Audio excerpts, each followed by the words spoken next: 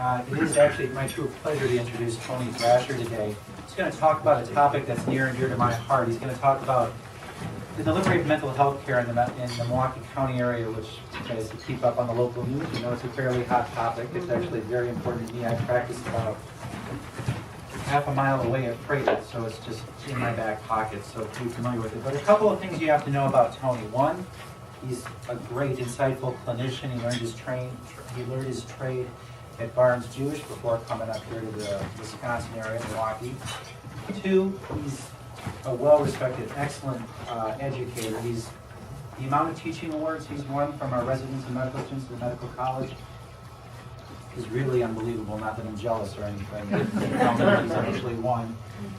And third, he's really an amazing leader of his group. He runs the crisis services for Milwaukee County at the behavioral health level division and is a true professional leader. And to give you an idea of what he does, I mean, he and his crew in crisis services sees people at their most vulnerable, the most stigmatized patients imaginable at their most vulnerable, and treats them with respect and a skill set that, having traveled this country, I don't think I've really come across looking around. And he does this in one of the nation's top 5 busiest psychiatric emergency rooms. At least that's the numbers that I've heard most recently. And on top of it all, it's one of the few freestanding psychiatric emergency rooms out there. They're really doing it alone, and they're doing it with a style, class, and skill that we really need to appreciate. And I hope you're going to talk a little bit about what you bring to the table, because it truly is an amazing thing that, again, despite what you may read in the Journal Sentinel and other popular press, it's something that I think we in Milwaukee County should be fairly proud of, that we can offer these patients. Not that we couldn't do better. We can always do better, but it is something truly special that we have here, and I hope he talks a little bit about that. So without further ado, Dr. Thrasher.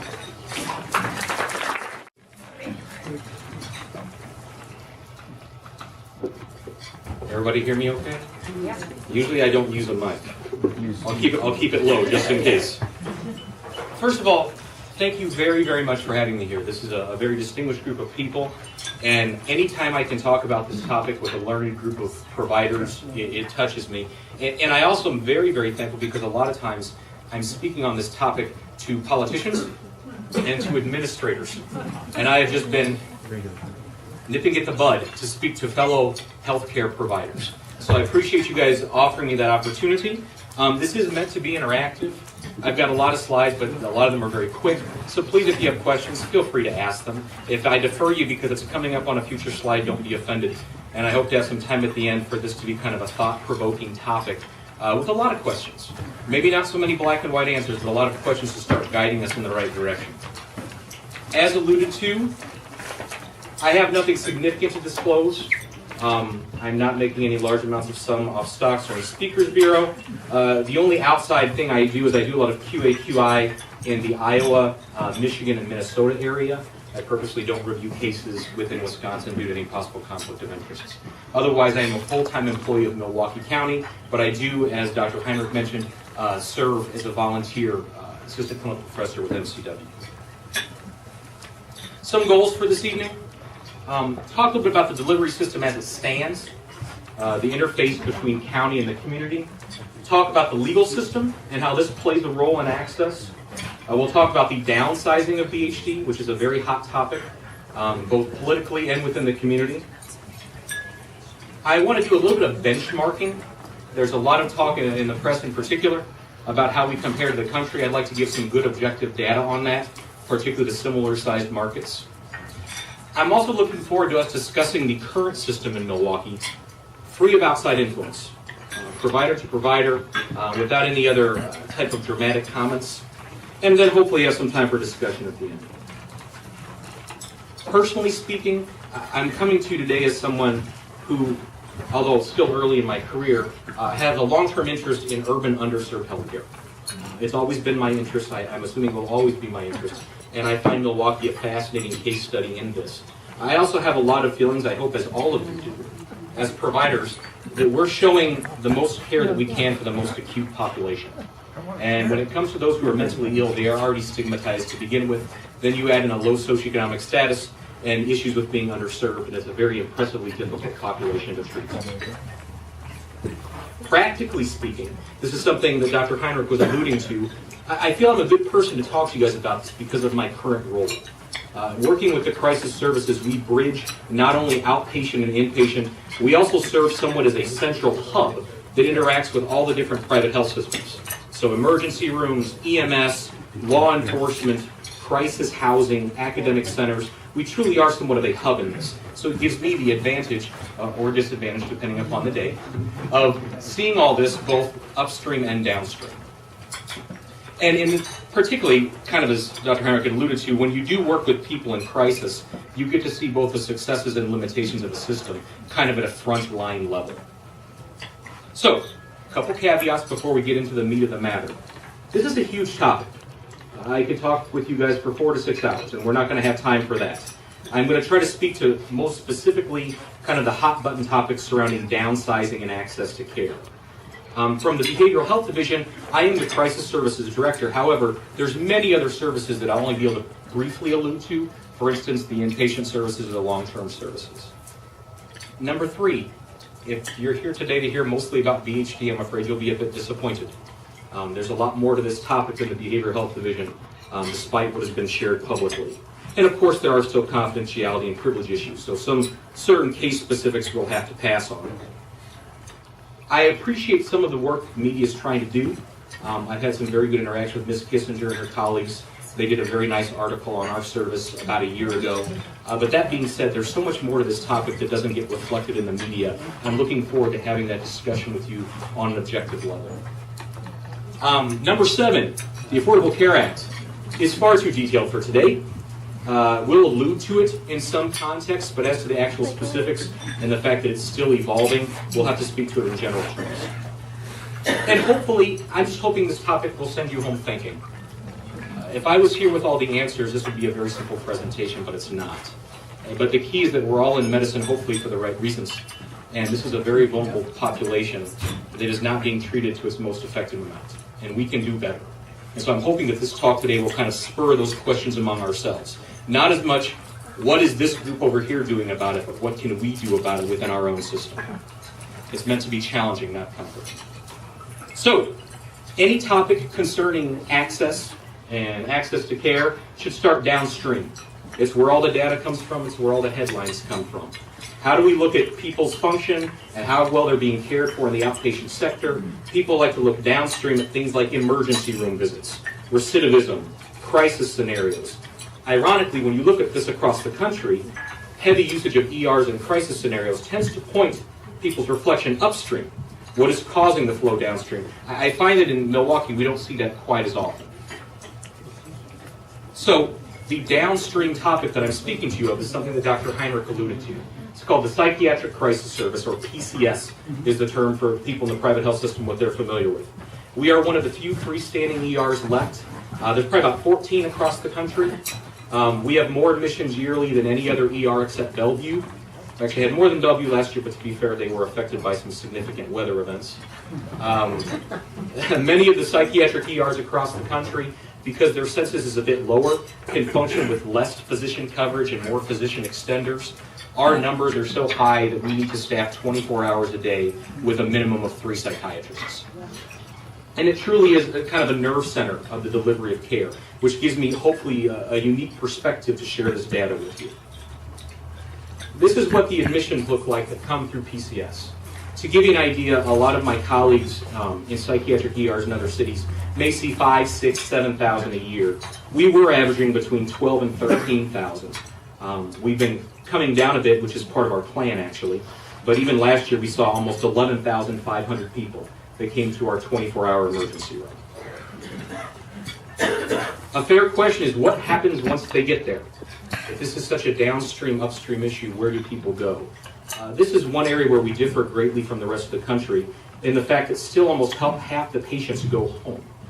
We tend to do a lot of treatment within the emergency room and make it more than just an admit or discharge scenario. A lot of people spend hours there where we work on things from a therapy standpoint, a medication standpoint, family visits, collateral, et cetera, et cetera. But as you can tell, we still have quite a bit of variety. There is a contracted detox. Well, there is a contracted detox that we send about 12% to. We are using the community psych hospital with about 11%. There we go. And then we keep within our own borders for our psychiatric units about 20%. And we have an observation unit that we run out of the crisis service that is basically for people that don't need to be admitted, but need, say, 24 to 72 hours of stabilizing. A good question is, do a lot of hospitalizations indicate problems upstream? Data doesn't always bear that out, but it's worth looking at. You can tell that as the numbers have gone down for admissions, a lot of this is tied to the number of beds that are being cut in our community. But despite that, the past 3 years have still been right around between 12 and 14% of people that come end up being admitted. Some importance of these two slides. As I alluded to, from a benchmarking perspective, one reason Milwaukee is still functioning to a point is that almost 50% are not being admitted. This is not similar across the country. For most psychiatric emergency rooms, admit rates are between 50 and 60%, which would then put a different degree of need for beds. Percentages of admissions, as you can see, can be 40 across the country. And this then leads us to a very common topic. How many of you are in emergency medicine? Okay, which is patient boarding. I'll have some more slides on that in a second. Another question is, do hospitalizations lead to better long-term outcomes? Well, ironically, if you look over the past 6 years, recidivism and readmission rates have stayed relatively the same. You see it roughly the same between 30, 60, and 90 days. I think this is a fairly important slide because it shows, despite when there have been a lot of beds versus when there have been a little beds, despite when there was minimal media exposure to tons of media exposure, you're still seeing relatively the same presentation of patients. Sir? Question. Over 50% are going home, 14 or 15% get admitted. What happens to the other 35? So you've got 45 here, 12 to detox, 11 go to our private partners, which we'll talk about later in the presentation. 7% are children that stay, 13% stay as adults, and the rest are observation patients. Now, a good question that comes up often in this topic, why are there so many involuntaries? This is actually a very fair question that has been broached in the media. One of the few topics that I tend to concur with completely. This particular circle is backwards from the rest of the country. Traditionally, psychiatric patients are treated 2/3 voluntary and 1/3 involuntary. So in this particular context, why is that so? Well, to consider involuntary treatment, we have to think about some of the ethics behind it. And this is something that is very easy to ignore when you're in the midst of a busy practice, but a very important topic as providers for us to consider. Society does give the people the right to refuse treatment, but it also gives them the right for us as a paternalistic nature to step in and receive life-saving treatment if mental illness is impairing their judgment. This, of course, being the objective phrase. Trying to find a law that balances those two is difficult. As some of you know that have been practicing medicine for a long time, prior to roughly mid-1970s, there was still a lot of parens patriae throughout the states with civil commitment. The idea being that you acted in benefit of the patient. The doctor was seen as a paternalistic role model who was acting in best interests. However, as of late, police power has taken over with civil commitments, meaning things are more about imminent dangerousness. And this is not meant to be a forensic review for you guys, but whenever we talk about involuntary cases, it is important to consider where we used to be. Because right now the pendulum is on one direction, but we have to remember that back in the 50s and 60s it was on the other side. So we have arrived at this particular dilemma from an understandable position. This was the first big case. Mr. O'Connor hung out for 15 years in a Florida State hospital for depression. Each week he'd see the doctor say, "I think I'm ready to go." The doctor said, "Yeah, I don't think you're just quite ready yet." Kind of a Goldilocks thing. It just wasn't quite ready, not the right temperature. And obviously when he got out, he thought he was held inappropriately, and they agreed with him. And this was the first time that they mentioned you can't just be mentally ill and be committed, which is a very fair finding. You cannot keep people against their will if they're capable of living safely as an outpatient. And that doesn't mean living safely on their own. That can mean living safely with all sorts of variety of family, friends, and other constructs. The next one was Addington versus Texas. Mr. Addington actually lost his case, but it brought up some very important case law. He wanted to make any sort of civil commitment beyond a reasonable doubt, which is what's required for criminal cases. He lost that, but they did change it from preponderance to clear and convincing. So for those of you that do a lot of testifying, if you're ever in court, this is what they'll ask you: is there clear and convincing evidence of the person's mental illness and dangerousness thereof? Zitterman versus Birch, this was more about signing in. That's quite not as important for today. If you want to stay close to home and talk about an important decision, and that was the Alberta Lessard decision, which happened right here in Milwaukee with BHD. Ms. Lessard came in the early 70s, kept 24 days without a hearing. Obviously, that was inappropriate, and when she got out, she filed suit for violating due process. And what this particular case kind of spread across the country was the idea that people that were arrested for criminal behavior were allotted certain rights, but those who were brought in on civil commitment did not have that same protection. So what came out of this was that civil detainees get the same rights. This removed patrons patriae and brought about police power in most states. While this is a Wisconsin decision, this is something across the country that is well known as one of the most important psychiatric forensic cases, because it led to this. Some of you will remember when this first came out, these are the different standards under which people can be committed. Harm to self, harm to others. The third standard, which is very rarely seen in Milwaukee County or found by judges. About 4 years later, they came up with the grave disability provision. This was widely criticized by advocates and protective agencies as making too broad a definition. This is the inability for self-care that I know I've worked with many of you on in the past on very difficult cases. And then probably the most important outcome was the fifth standard. The idea being here is, why do we have to wait till somebody's so dangerous to commit them? When are we allowed to try to intervene at an earlier stage? And these are what are known as commitments. This is the idea, kind of like a mental health parole, that you can be out of the hospital as long as you follow certain stipulations, and if you don't follow those, you can be returned to the hospital even if you don't meet the dangerousness criteria. So I just give that to you as background, because a lot of people that don't work at BHD or don't work in community psychiatry have a difficulty understanding why there's so many involuntary patients here. Well, there's a lot of things that affect our law. The civil commitment law in Wisconsin is called Chapter 51. If you're a healthcare provider, you probably know it as an ED, or an emergency detention. We'll use all the terms interchangeably. There's a lot of issues with our civil commitment law that are going to affect us to provide care. There's a ruling called Dolores M. This one is where the most medically impaired, their cases are often being dismissed.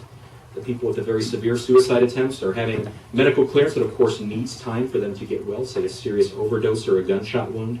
And while they're in the medical hospital, the time runs out, and then they can't come in for psychiatric care.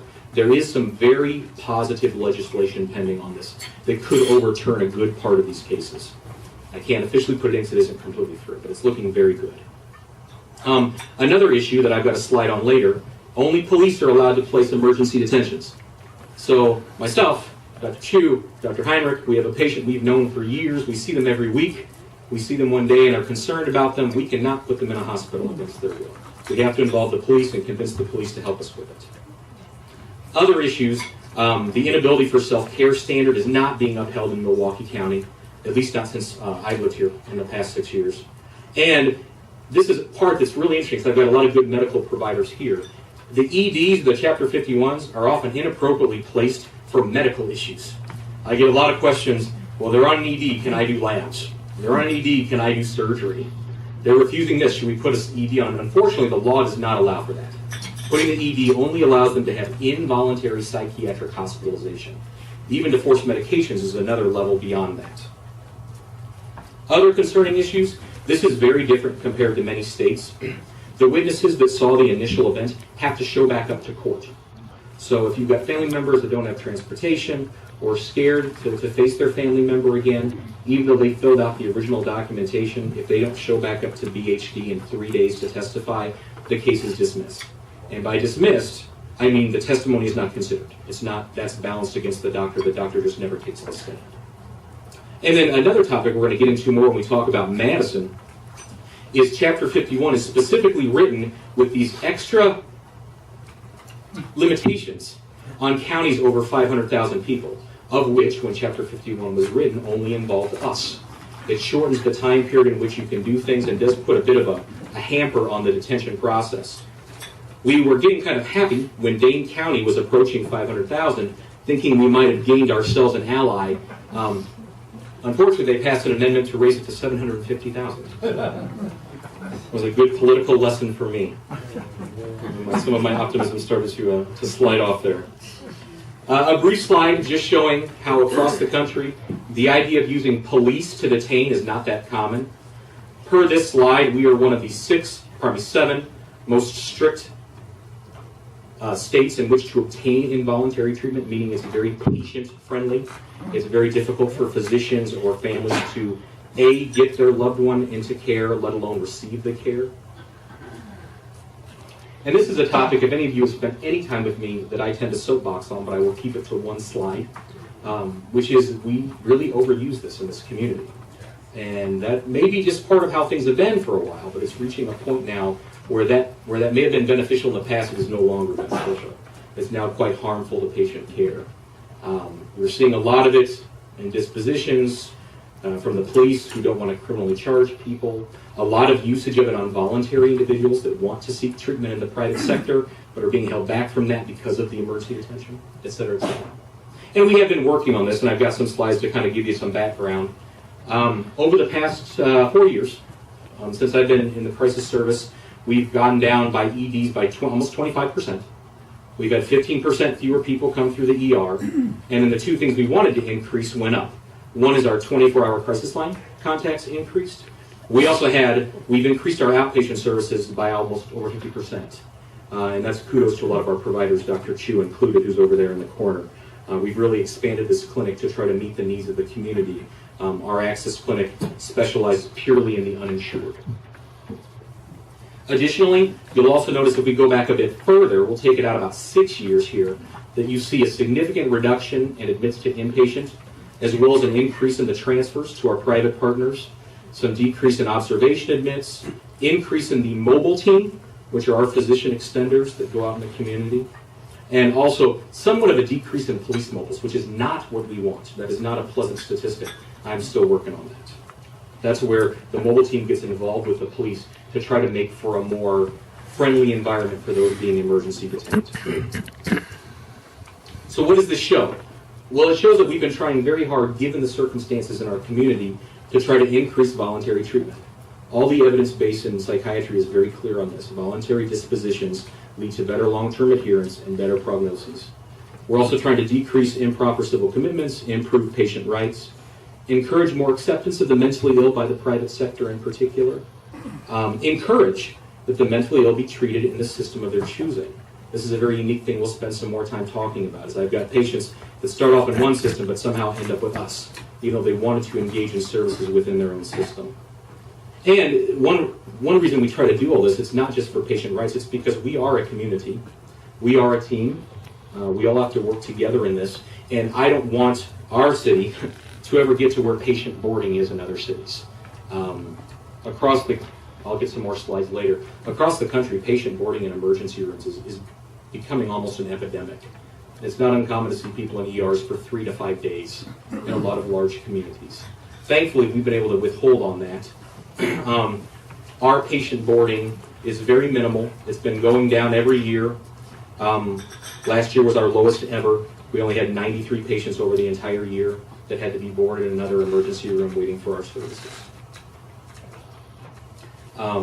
Particularly that one incident was only once in the past 15 months. Once again, our patient boarding is not diversion.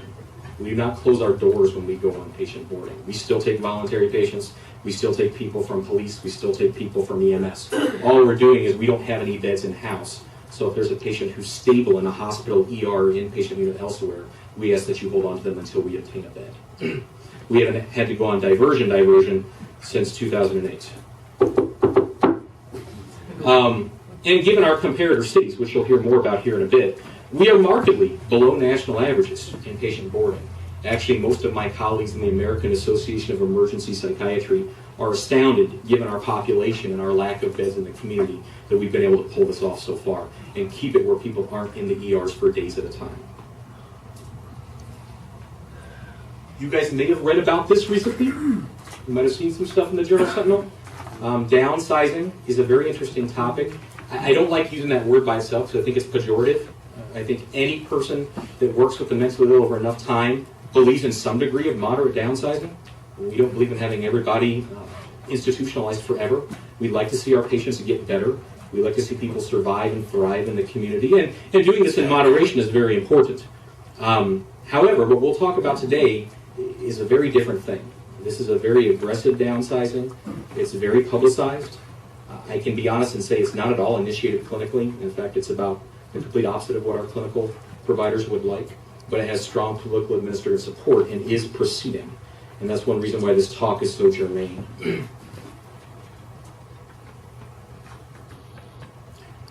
I could have put tons of slides in here. We could do Sandy Hook. We could tug at emotional heartstrings. The truth is the media does play a part in people's interest in mental health. It probably doesn't play a part in this room, but we can't ignore it. We can't pretend like these cases don't get people's interest as to why there aren't hospital beds for people. This is one of the ones that happened most recently when the individual was let go from an ER and then stabbed his father at the center the very next day. This is just some examples from Missouri.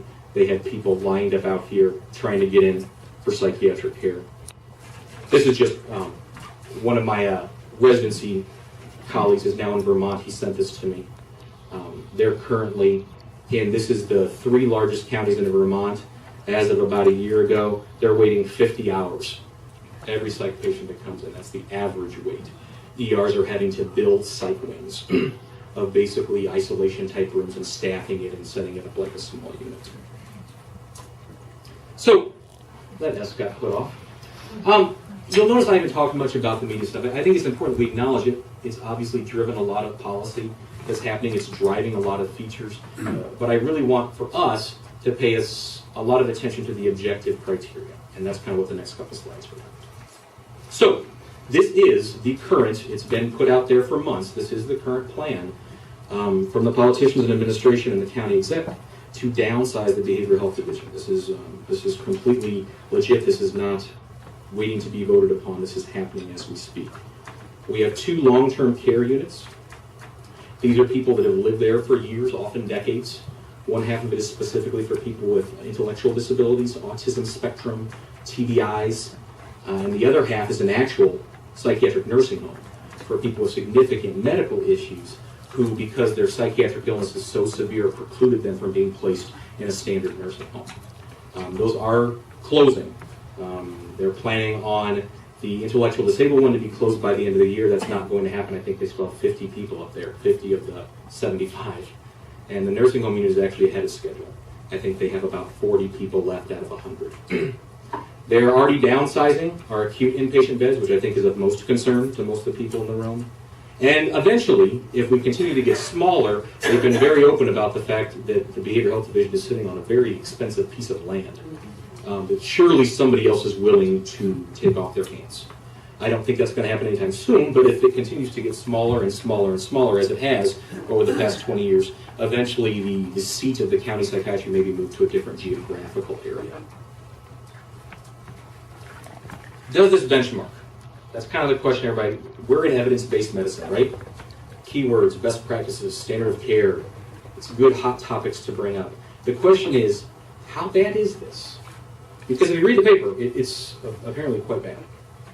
But in reality, when you really do the benchmark data and look at it objectively, you'll find that Milwaukee County is not at all alone in this across the country and is actually dealing with it fairly advanced. The 2 places that get brought up the most are Chicago and Madison. I'd just like to talk about them for a second. The Chicago comparison is kind of a hard one to do, obviously. There's significant population issues. Not to mention, Chicago has had some state closures as well. Madden was their state hospital that closed. It was hard on them, but I consider it a blessing because we've obtained a couple great psychiatrists that work for us now that used to work for Madden. They also have many more psych units, obviously. It's a much larger city. They've got 7 academic psychiatric programs, all with units. And ironically, the part that always I thought was interesting in a lot of media coverage was they talk about Chicago being ahead of the curve, when in reality, for the past 2 years, Chicago's been working with us to recreate our system. They're doing it as a private, not as a county, but they're building their own PCS. We've been working with them for about 2 years. The schematics are done and they're breaking ground as we speak.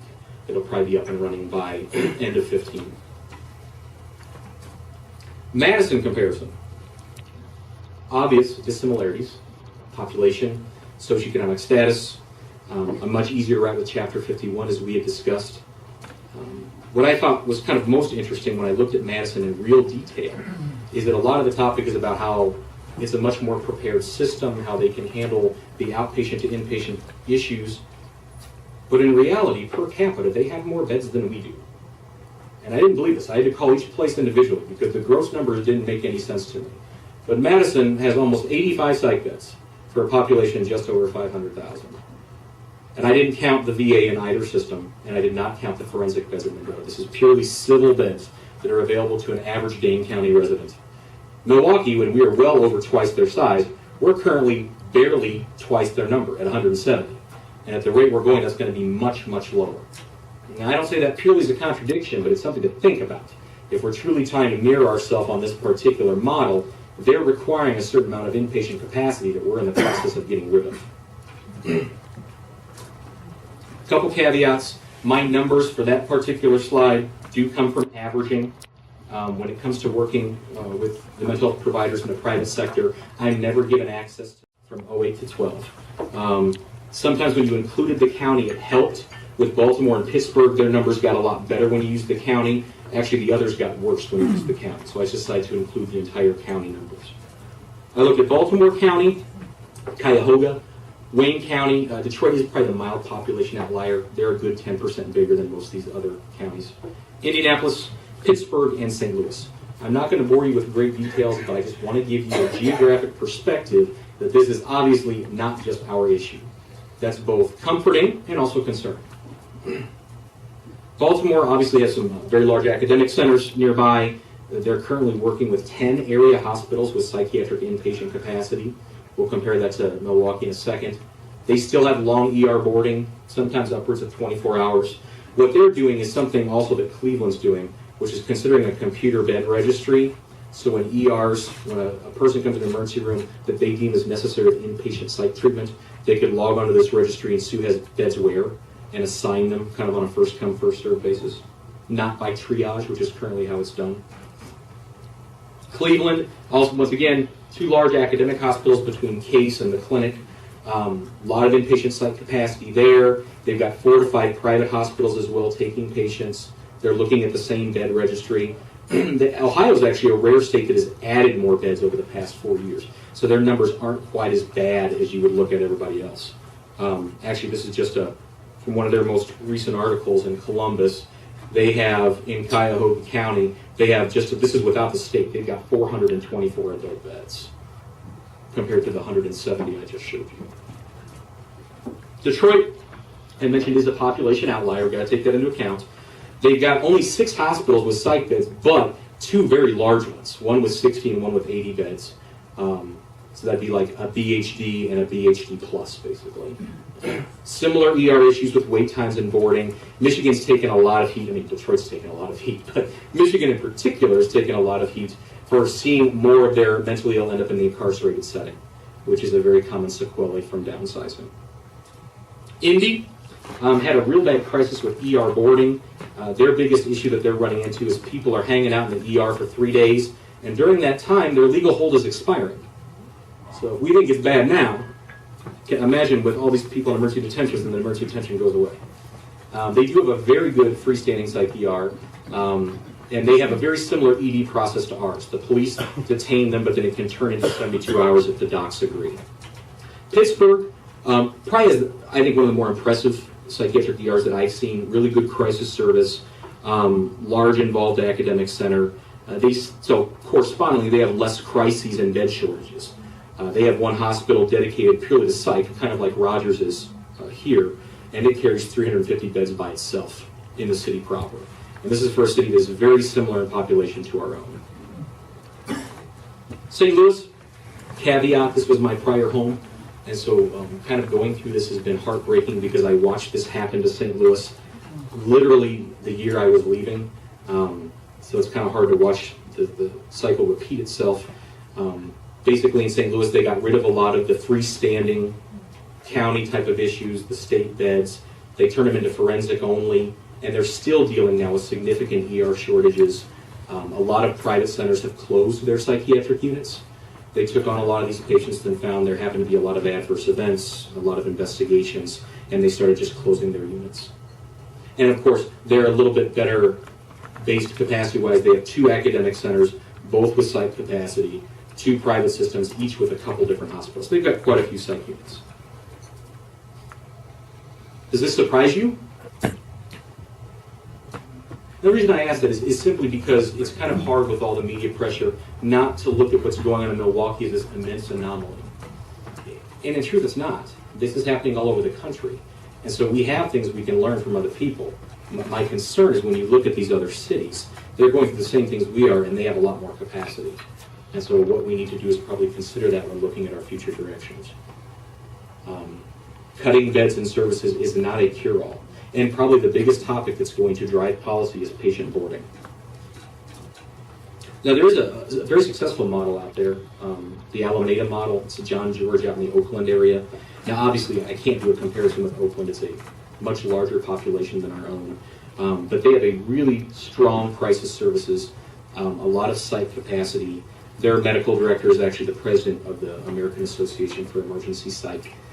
They went through a lot of extra work and reduced the wait time in their ERs by 80% in a very, very large city that has very, very low or very high poverty rates. If you're curious in the article, I included it here. It's out of the Western Journal of Emergency Medicine.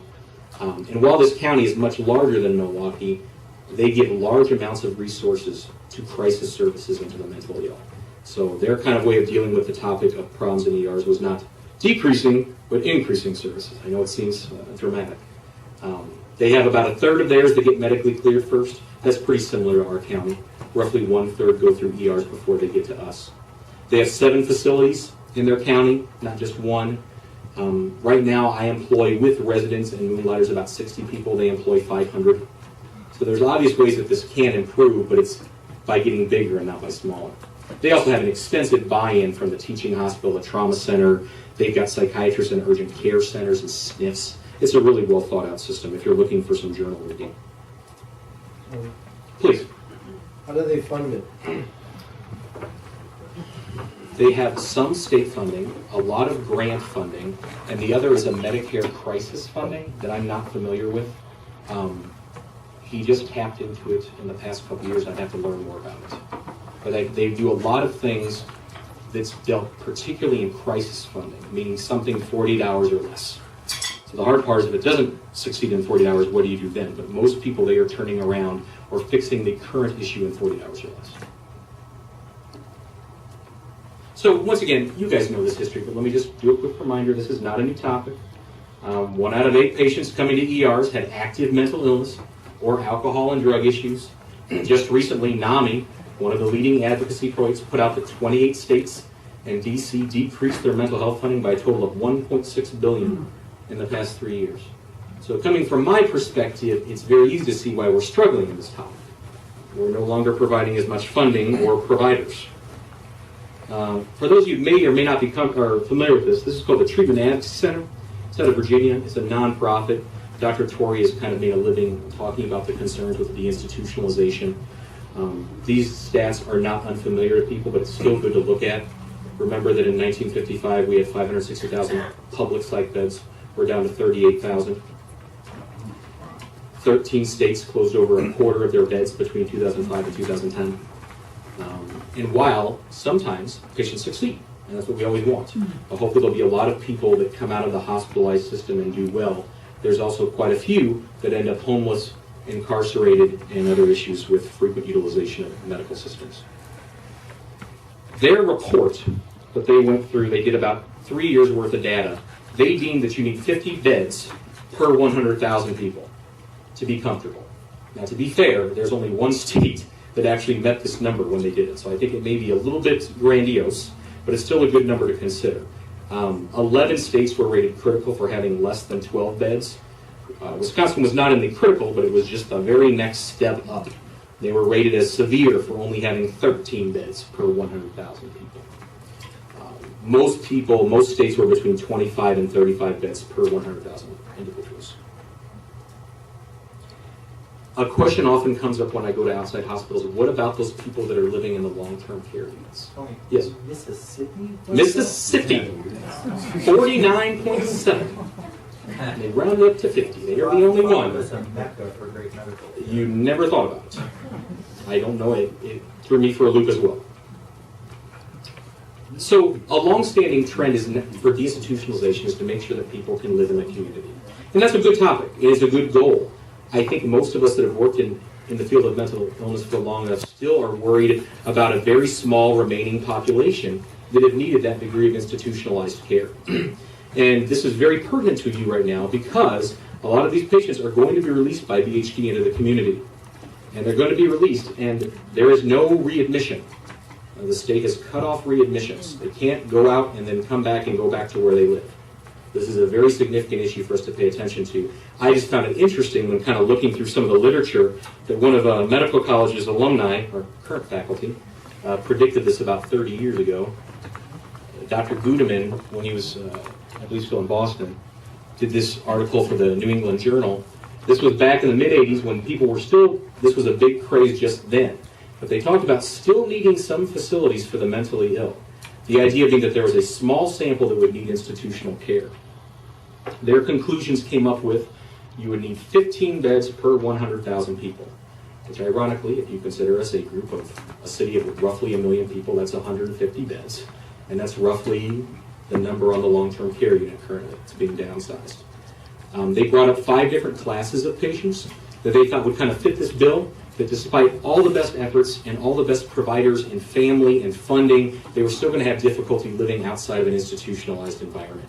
This included people with dementia and behavioral problems. And remember, this is 1984. So remember the incidence of dementia in 1984 versus the incidence of dementia now. Intellectual delays or developmental delays with violence issues, TBI patients with violence issues, schizophrenia with unremitting dangerousness. Just to clarify, this is people whose chronic delusions place them at risk for violence. It's not just that people with schizophrenia are violent. The data does not bear that out. But certain patients who suffer from certain delusions will always make them at more of a risk of harm. And then also, schizophrenia patients with unremitting, socially unacceptable behaviors.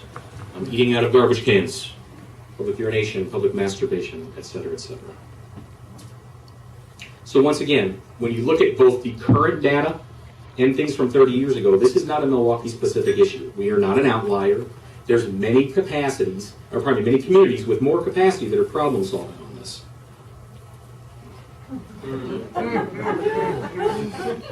I could not resist.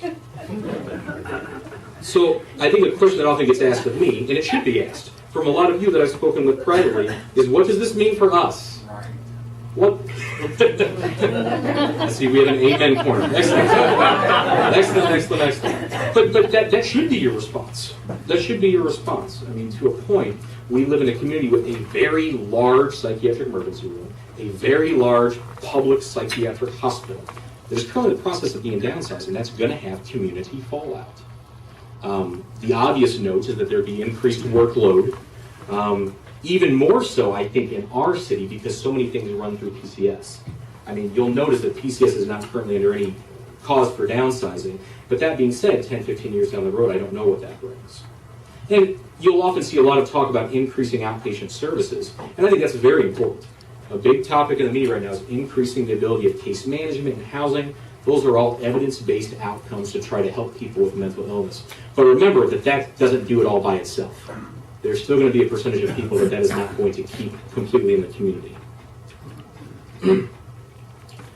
This is a difficult slide to write. I just want to put it here for perspective. There's been a lot of discussion about deaths at the mental health complex, what it means to come to the mental health complex, and there's really no good way, while still respecting the memories of those who have passed, to discuss it. But let me just give you one statistical slide and we'll leave it at that. In 2012, between the ER visits and the roughly 200 people that live at the mental health complex, we served 12,800 people and had 6 deaths for a mortality rate of 0.04.7%. And in 2013, between the PCS visits and the people that live there, we had 11,600 total visits with 2 deaths for a mortality rate of 0.01.7%. I I don't say this to defend anything. I say this purely so we can examine this objectively. If you go to wisconsincheckpoint.org, you can find mortality rates for every hospital under every condition. And you'll find that these mortality rates are actually, when compared to comparators, not that shocking. Another good topic for the room. I believe we've got a lot of, where's my St. Joe's group? All right. We've got a lot of talk on this, which is medical issues with psychiatric inpatients. This is personally my biggest worry for our community is as our psychiatric patients are living longer with better treatment, better providers, they're also incurring a lot more medical problems. In fact, one of my biggest concerns is when I see people say, well, they have a mental illness, and it seems like it turns down the concern about medical issues, when in reality it should really increase your vigilance as to medical issues. And I've got significant concerns about our community being able to treat these patients. What are the specific concerns? Well, the easy one, if you're in emergency medicine, is you think we're mostly talking about delirium. Screening patients. This is an ongoing debate that very few professional organizations agree upon. But finding delirium is important. However, that's actually not the largest concern. The largest concern is once they've been admitted for a psychiatric rationale, who's handling their medical issues? That's the larger issue. Right now, at least in our hospital, we have less internal medicine coverage than Mendota, which is a smaller facility than us. We currently have one internal medicine doctor that provides 0.5 clinical coverage. Medical issues exist, even if they're not the precipitant of the episode. This is a category of patients that I think we tend to run into problems with. Somebody whose clear reason for needing to be in the hospital is psychiatric. They're off their antipsychotic, they're delusional, they're not doing well, they need a psychiatric stay. However, while they were going off meds, they also happen to have some very significant medical issues. Say dialysis and pulling out a port. Say status post-hip fracture, where even the reason they need to be in is psychiatric, they have comorbid medical issues that must be covered in a hospital. So this is going to be a case that I think is always very difficult for providers, because you look at the case and say it's obviously psych, and it is. But just because it's a psychiatric issue doesn't mean we neglect the medical concerns of the patient. Or they're pregnant. Or pregnant, of course. Well said. I forgot to put that on the exclusion criteria. I'm working on it. Currently, for our community, we only have 2 medical hospitals that have psych units within their walls. St. Francis currently and St. Luke's South Shore. This is a big issue, particularly with the straight T19 cases. And we're seeing less acceptances in those units than what are called the IMDs, which I'll explain on the next slide. Currently, this is what we have in Milwaukee County. This is up to date as of this moment. We have 2 psych units that are within medical hospitals. I already alluded to them. St. Mary's closed their Milwaukee campus this January. We have us, a freestanding county facility, and we have 2 what are called IMDs, Institute for Mental Diseases. That is Aurora Psych and Rogers. The reason the IMD designation is so important is they can't take straight T19. Or let me rephrase that. They can't take straight T19 and do very well this way. So the question that we have in this community, when you look at this, there are not many medical options for our patients that have both psychiatric and medical issues. And there are a lot of them in Milwaukee. So consequently, you run into them coming to the safety net, which is currently BHD. We continue to treat and accept those that other people will not treat. But the problem is it's still a freestanding facility with minimal medical issues. We don't have internists, we don't have stat labs, monitoring, no consult coverage. Even our code teams are run by psychiatrists, which I think we do a very good job of, but it's still a significant rate-limiting factor. I caught your grimace. That was a reflection on me or not. So I think we're at the point now where we've seen enough statistics. We've seen me kind of belabor the current state, but where are we going? What is the plan here? How can we as a community, medical leadership involved, work to try to make this a better outcome, not only for our patients, but also for us? Working with the mentally ill can be very difficult, and it's really a calling for many people. But that being said, working in a system like this can burn out even the most dedicated of providers. So I do believe, or I wouldn't be standing here talking to you guys, that our community can improve its care of the mentally ill. However, it's going to need a large buy-in. You'll notice, if you think back to my title slide, it was talking about the delivery of mental health in Milwaukee County, not by Milwaukee County. And there's a reason for that. Don't get me wrong, if they gave me the money to build up BHD and make it 3 times as big, I would probably take a piece of that. But it's not going that direction. So we as a community have to look at ourselves, look at what we have internally and externally, and try to improve the system. And that includes the private sector, outpatient agencies, federally qualified healthcare centers, of which we have quite a few good ones in Milwaukee, BHD ourselves, and academic centers. I've got a top 10 list to close us off. The idea is these were kind of, I think, the top 10 things that we could try to do as a community to improve our situation. Some of them are going to be easier to accomplish. Some are actually already pretty close to accomplished. Some are already kind of in the process. They are meant to be patient-centered. Some of them could be deemed controversial. They place a burden on the whole community. It's much more complex than BHD needs to fix it. Or they just all need to move to outpatient and then you won't have to worry about this. And that's just not going to be the case. So, number 1, improve access to outpatient care. I start with a very easy one. Very simple, not on everybody's mind at all. This is where the ACA is going to take a role as to what part many of you that are in outpatient care, your clinics are probably already discussing this to some extent. We know that we need to have consistent outpatient provision, particularly for those with mental illness, as opposed to some other medical issues. People with mental illness do much better with consistent outpatient providers. And right now, we only have one entry point for the uninsured, and that is the BHD Access Clinic. I think the issue with medications, co-pays, samples, this will continue to be a limiting factor as we go on. There's still a lot of long wait times in our area clinics. There's also, I think this is probably the more damning one, given the fact that we're working with the indigent who have transportation problems, access problems, there's often a very surprising intolerance of missed and late appointments. People that get in but are late 2 times, and so, well, now you go back to the beginning of the list. I'm not saying that we shouldn't hold our outpatients responsible. Being responsible is also very helpful to improving your mental illness, but there has to be kind of a middle ground. A lot of clinics still require therapy as an entry point to get to a psychiatrist.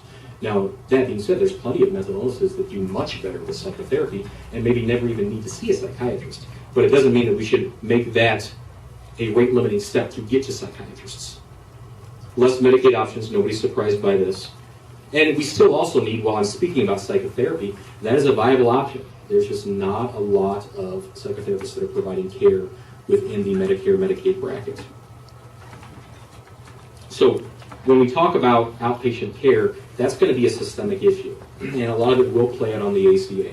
I fully expect that as the ACA rolls out, our clinic will become the main topic for that. But even though people gain insurance, it doesn't mean they gain access. Do you guys remember when Badger Care was rolled out? That was the idea. Everybody would have this, but it didn't mean they gained access. Sometimes it meant longer wait times than actually if they were uninsured. Safety net. This one is entirely on us. No responsibility that I can think of in the community right now. This is for the people that are being deinstitutionalized. What sort of safety net exists? That really falls upon the crisis services. We're already working on that a great deal.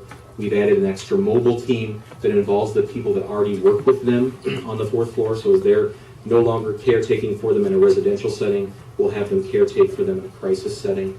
The biggest concern, I saw some of you guys have a concerned look, is that per the state of Wisconsin, nobody can be readmitted to the long-term care unit.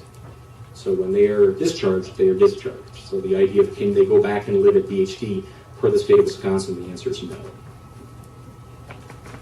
Less independence upon law enforcement. We've done quite a bit on this. We've instituted a couple different mobile teams. We call them CART. They're a police mobile hybrid, which is kind of the best of both worlds. It allows us to send a mental health professional on crisis calls, but with law enforcement there. We have one team right now that's doing an excellent job, and we have funding for a second team. We're just trying to find the right police officer. We got lucky with the first one and found an individual who had already been a psych nurse and an EMT, so it's kind of a perfect fit. We want to find the right person. Are you guys familiar with CIT training? CIT is a Memphis initiative that's kind of spread nationally. We do a lot of training here. CIT is for police officers who specifically want to learn more about handling those with mental illness. It came up in Memphis after they had a rash of issues with the mentally ill being shot out of misunderstandings on how to handle a psychiatric crisis. And a lot of this, while this is primarily a BHD issue, I don't expect the private partners to be doing much with this. A lot of this depends upon the laws. And we, every year, try to change them, and we don't always have the most success rate. We have had some success as of late. There's a law currently passing that we may be able to have the mobile team place EDs, which will be a big step. And deferring, as I mentioned to you, delaying some of that ticking time clock during their medical clearance treatment. However, some have not because of strong resistance. We've tried to let our private partners add the 72-hour hold so they can just stay in the private system. That has been shot down. We've actually just tried to remove this TDS component. Everywhere else in everywhere else in Wisconsin, an emergency detention is 72 hours. So you could get somebody in your ER that wants to go to Aurora Psych, and it would be a nice, seamless move. However, in counties over 750,000, they have to have an extra piece of paper on them that can only be placed by our employees. Remind me what TDS is again? Treatment Director Supplement. It's basically a fancy way of saying the physician or the treatment director sees enough in the ED to justify going from 24 to 72 hours. Number 4, this is where the room comes in. We need more inpatient capacity. We're getting less, and we need more. I think Aurora and Rogers are expanding their borders. Aurora's done a lot. Rogers has bought a brand new facility that I know is going to be filling up with probably inpatients. However, it's going to be the same insured type of patients that are being taken now. And to be fair, Aurora and Rogers are somewhat in the same boat we are with not being able to handle the medical comorbidities. So you're going to see these patients going back and forth from the psych inpatient to the ER, from the psych back to the psych inpatient, to the ER to the floors, back to the psych inpatient. It's just not very good patient care. As we covered, our area, compared to other cities, is lacking in this area. And the ones I feel really the worst for are hospitalists and specialists, because this does put you in a bit of a bind when you have a patient on your floor, and you would normally write admit to the ICU, consult, nephro, whatever you may have, but you can't write admit to psych. There has to be all this stuff that you have to go through, and that's it's just not commonplace across the country. And this wouldn't just benefit patient safety, it would also benefit what we call throughput, how much time patients spend in the hospital. Question, Please. is there any kind of emerging inpatient psych hospitalist type of person? Because one of the deficiencies you mentioned is medical comorbidities while inpatient psych. Correct. So you're saying, is there like an internist hospitals for the psychiatric units, or? Yeah, is there any interest in national? Do you mind if I defer you on that? Do you see anything coming out of the CL domain where people have any interest? Well, there's a whole subspecialty, and there's a whole, the CL domain, but there's also residencies in family medicine and psychiatry, internal medicine and psychiatry, neurology and psychiatry, combined 5-year residencies. These are producing physicians who are interested in caring for these. There are only 15 spots nationally for combined, 21 spots nationally for combined training, because the American Board of Psychiatry has put a limiter, a governor on the numbers. So it's a big issue nationally, but there is a group of clinicians that are very interested in caring for this population. When you say combined, you mean primary care with psych? No, we do both residencies. We do combined 5 years. I did family medicine. So a primary care specialty and No, yours, a unique physician who's both trained as a psychiatrist and an internist or a family medicine physician. primary care and psych. Yeah. Or a neurologist. At Rogers Hospital, we have full-time internists, but there's no reimbursement for taking care of the medical problems. Right. Nor do we have a facility. We don't have a lab. So it's primarily a reimbursement issue. If we get somebody that's significantly ill, given the price of medicines and other things, we go right to the hospital. Sure. It's one thing to treat something that's going to last today. It's another thing that's going to last for weeks during the hospitalization. But we do have full-time internists and family practitioners, honor faculty, staff. Very envious. Very envious. This is the one that probably gets the most publicity, but is sadly true. Just trying to get more acceptance of the chronically mentally ill by the private sector. This needs more transparency. I think kind of the hot word is, well, people don't get into private facility because of violence. We keep pretty good statistics on this, and that's not always the fact. In fact, usually when it's violent patients, we are happy to take that upon ourselves as our burden.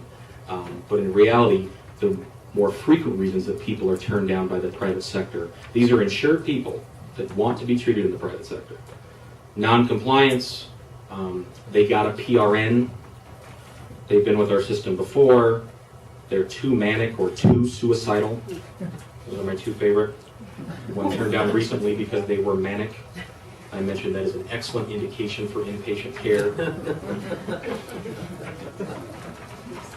We're seeing insured patients that are not accepted from a variety of sources. These are all insured people. We will keep the indigent with us, that we completely understand that. But PCS, we're not getting them out. Voluntary walk-ins, they're going to their own hospital system and being turned away. In medical hospitals, and I know a lot of you feel the pain on this because I often talk with you when you're a judge. This is often used with people with medical conditions that don't seek medical care, dementia, TBIs, untreatable issues. And in most counties, the way the law reads is every county has to have somewhere, when people get a Chapter 55 placed on them, where they go. Currently, Milwaukee County doesn't have one. We had one. I mean, that was part of that long-term nursing home, but that is now closed. Now, to be fair, most counties don't build a separate 55 facility down the road. The majority of them contract with medical facilities. So they'll pay for, say, 8 beds on somebody's med floor. That'll be the Chapter 55 beds. We are currently in meetings to improve this access issue. I will tell you the 2 major hospital systems that we have reached out to let us buy have already turned us down. They said they'd be willing to consider dementia patients, but definitely not those with mental illness. So this is also very concerning because you want a Chapter 55 facility somewhere near medical professionals because so often they have such medical demands. And we're going to see more and more of this as our population, particularly pertaining to dementia, increases. That's something we are working on, but to be fair, we've never had one since they decided to close this, and that's on us. Less separation. Notice that I keep using ID. A lot of you are probably more familiar with developmental disabilities. That's been removed by a lot of different things, particularly the DSM-5. Other terminology, mental retardation, that was removed by Rosa's law some years ago. But what we're seeing in Milwaukee County is a lot of difference between are they mentally ill or are they developmentally disabled? And this distinction is causing a lot of problems with patient care, particularly since case management and funding differs depending upon who and where you are. You'll hear of county sale program for pure MI.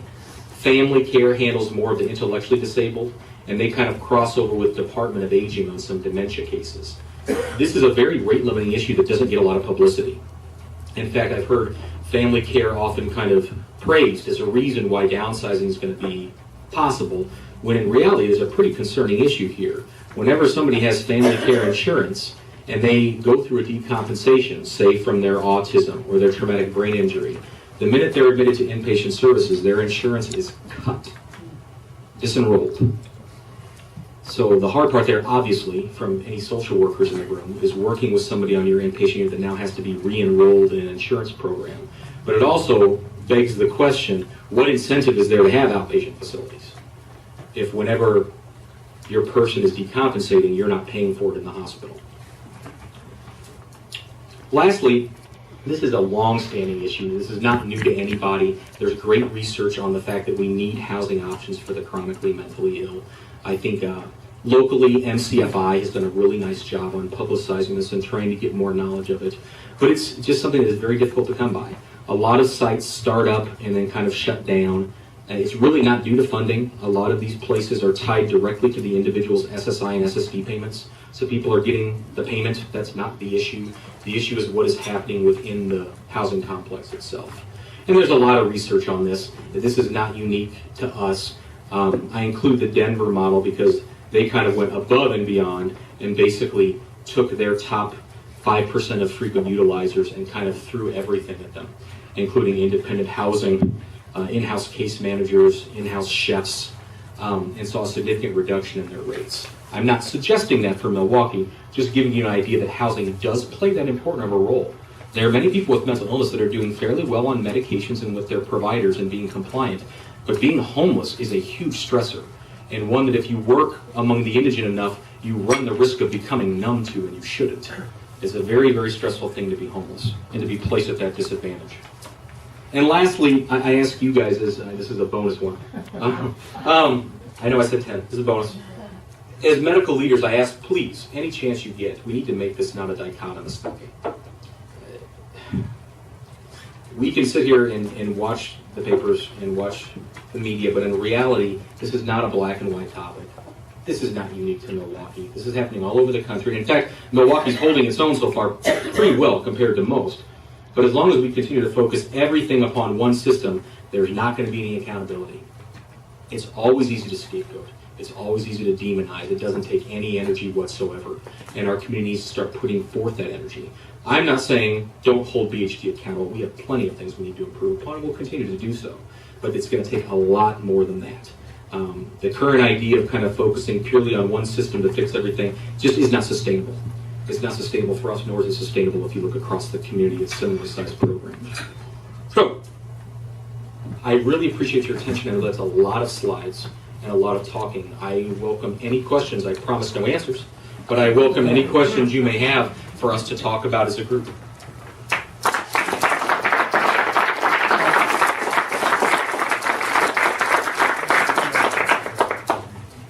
You know, you haven't commented on what the legal system has, there's a large increase of individuals with mental illness going into the prison system. Can you comment on that a little bit? Absolutely. Back of the room here, that question. The question was about the increase of the mentally ill in the incarcerated system. This has been a well-known rise. It has correlated to deinstitutionalization as a whole. A lot of people with mental illness have either started having frequent crimes that are tied to their mental illness but are misdemeanor, but you get enough of them and you start ending up getting years in an incarcerated setting. I think what you're finding is there's a lot of need for psychiatrists in the correctional system, but at least in Milwaukee, they seem to be doing a fairly good job. There's some really good administrators with the Department of Corrections, and they tend to keep a lot of psychiatrists on staff. I know they often compensate much better in the correctional system than they do in the community or even private sector. So I think that's how they're trying to handle it for the time being. I see it more as a symptom of the deinstitutionalization, particularly since Wisconsin does have a fairly high rate of people that are found not guilty by reason of mental defect. So there is a lot of ways to avoid the legal system. There's what used to be called Justice 2000 is now called Justice Point.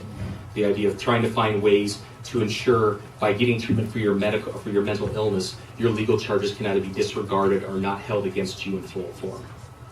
Does that? Yeah. Sir. A significant amount of this has to do with money. Absolutely. So how does the ACA deal with that? I got to be honest with you, I'm not so sure that it does. And that's why I put it as a caveat. I've read it a couple times. I don't think it's significantly commenting on the mentally ill. I think it'll provide a lot of coverage for people. But I really do see it as a much of the Badger Care analogy. We can give people coverage, but there's no current, under the ACA, there's no current requirement under a certain percentage to be taken by your outpatient clinic. So you can take so many. Say you take 100, or this clinic takes 500. In February alone, 2,800 Milwaukee residents signed up for ACA. That's in the shortest month of the year. So I think there's going to be a significant demand. I'm worried that ACA may turn into the new uninsured. And I don't think it addresses much of this topic. Sir. Do you think the chronically mentally ill are going to sign up for Quite a few have. coverage under the Affordable Care Act? Quite a few have. Yeah, I mean, their tax documents and all that in order, and they can get in there. There's been a strong push. There's been a lot of actually really excellent work from a couple organizations here in town. The Healthcare Partnership, Emergency Department Care Coordination, Joy Tapper, Betty Ragley, just to throw out a couple names, have really done a lot of hard work on getting to caseworkers and making sure that people get signed up. And I know we're doing similar in our clinic. When people are coming in, we're trying to direct them down that road. Yes? The comment was made about the money, and that seems to be the fundamental problem. And if the ACA reimbursement rates, which are probable, are going to be Medicaid rates in some fashion or another, there's going to be no more funding than we currently have. So it really ends up being a funding issue, it seems to me. And most of the psychiatric beds that have been lost in the community is because of funding issues. They don't close their units because they're not because they're making money, they close their units because they're losing money. And so a system 25 years ago that had sufficient number of beds, or let's say more beds than today, reduced themselves simply because of economics, or mostly because of economics, because that seems to be the fundamental problem. And I think we have to recognize that for all the good work that everybody does, this distortion of economic facility doesn't make sense. And I'm concerned that it really ends up being a funding issue. And I'm wondering what your thoughts are in terms of that idea. I think it's 100% accurate. I think it's not a hard stretch to point out how the funding is an issue. Most inpatient psych operates at a loss, unless you're a true IMD that has a certain selection bias for who you bring in and what type of payer mix you have. At the risk of belying my youth and some degree of perhaps naive optimism, I also think we bear a certain responsibility as healthcare providers to take on some of that. I agree with you. I'm not a hospital administrator. I have the blessing to not have to look at that particular document. But the country in the past has ran inpatient psych units at a loss that made up for it on other units. So as much as I know they're being shut down because of the financial issues, they're not all of a sudden becoming more financially unstable than they used to be. There's a push, there's a trend, and so I guess what I'm concerned about is I don't have a significant way to make more money on inpatient psych. I don't think that's going to happen. But I don't think it means that we don't have a certain responsibility as physicians to look out for those most in need. Sir. One thing I noticed as you listed the 6 cities that are comparable, Pittsburgh's doing a pretty good job. They also are one of the kind of world centers of psychiatric research and care. I wonder if there's any way to make Milwaukee into a center for psychiatric, research and care in that way, like through someone who's a really good teacher and has a lot of awards, starting a new, a medical school even. That was awful nice, thank you. Non-planted, that was spontaneous. I think MCW is, and I say this as a non-paid employee of MCW, so I can say this completely objectively. I think they do a really good job. I think every year I'm seeing a higher class of trainee. I think there's a lot of improvements. And I agree with you, Pittsburgh puts a lot of money into research. Whether that's a tie-in completely, do you want to comment as a... Western Psych is by far the best psychiatric research center in the U.S. Nobody can compare to that. Not Stanford, not Harvard, nobody. It's Western Psych. They're the pinnacle. What is Western Psych? Western Psych is the Psychiatric Institute in Pittsburgh.